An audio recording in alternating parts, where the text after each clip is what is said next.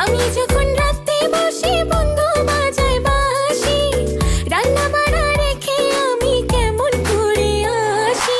দাদা রে দাদি রে আমি কি দিয়ে বোঝাই, কাঙ্ক্ষের কলসি নিয়ে আমি প্রেম যমুনায় যাই। বেদের মেয়ে জ্যোৎস্নায় আমায় কথা দিয়েছে, আসি আসি বলে জ্যোৎস্না ফাঁকি দিয়েছে। জ্যোৎস্না ফাঁকি, ফাঁকি, ফাঁকি,